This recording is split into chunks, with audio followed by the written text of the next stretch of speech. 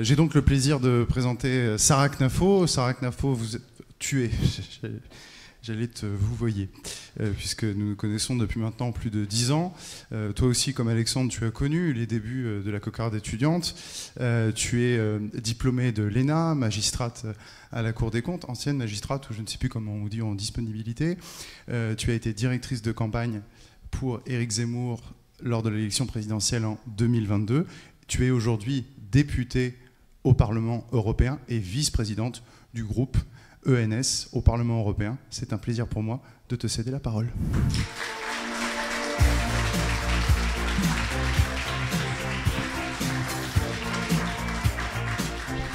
Merci beaucoup, merci Pierre.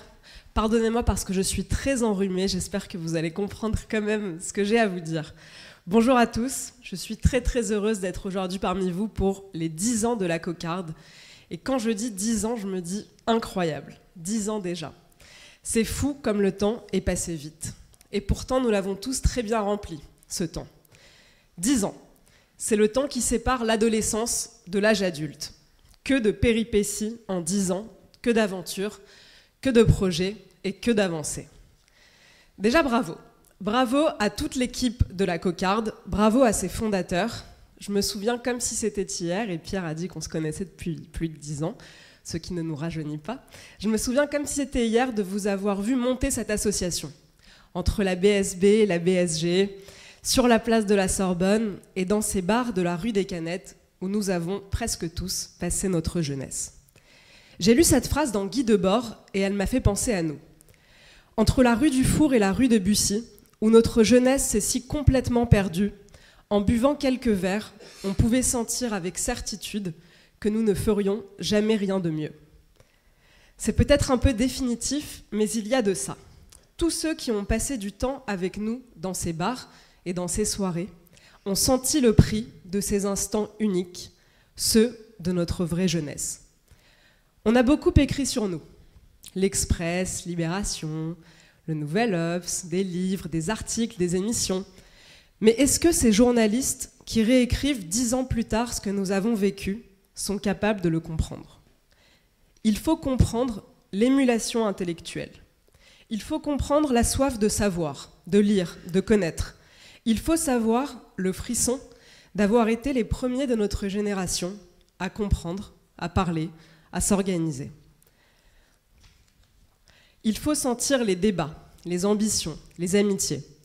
Pour beaucoup d'entre nous, nous pouvons dire que nous avons grandi ensemble. Nous avons vu passer les époques, le sarkozysme, les livres de Michéa, les conférences de Jacques Sapir, le souverainisme, bien sûr le zemmourisme.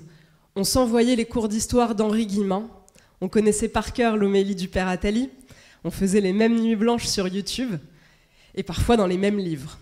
On débattait du Frexit, du libéralisme, déjà de l'union des droites. Nous avions 20 ans, 22 ans, 23 ans. Nous venions de banlieue, de Touraine, du Nord et d'ailleurs.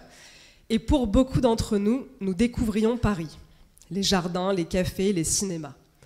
Nous ne pensions pas encore aux années qui suivraient, qui nous éloigneraient peut-être. Des partis différents, des patrons différents, des métiers, une carrière, un appartement et pour certains d'entre nous même des enfants. Mais à ce moment-là, seul comptait l'amitié, le plaisir de la discussion, la joie d'apprendre, de se former. Parfois, l'un d'entre nous disparaissait quelque temps parce qu'il préparait un concours, ou le barreau par exemple, on s'en souvient, mais on revenait tous très vite au bercail. Pour certains, ça nous arrive encore aujourd'hui. Et puis les années ont passé. Certains ont pris du galon, pris des postes et des responsabilités. Certains sont même devenus députés ou chefs de parti. D'autres le deviendront demain. Et je sais que nous irons tous encore plus loin. Je crois à la force de notre génération, plus qu'à celle qui nous précède et plus qu'à celle qui nous suivent. Ce qui nous paraissait naturel à nous il y a 10 ans paraît maintenant naturel à tout le pays. À nous de garder la curiosité de notre jeunesse, de rejeter le cynisme, de continuer de travailler et d'apprendre. Ce que nous avons initié est en train de porter ses fruits. Les amitiés que nous avons nouées joueront un rôle national un jour, j'en suis sûre. Alors aujourd'hui, grâce à la cocarde, Oublions ce qui nous sépare et regardons ce que nous avons fait.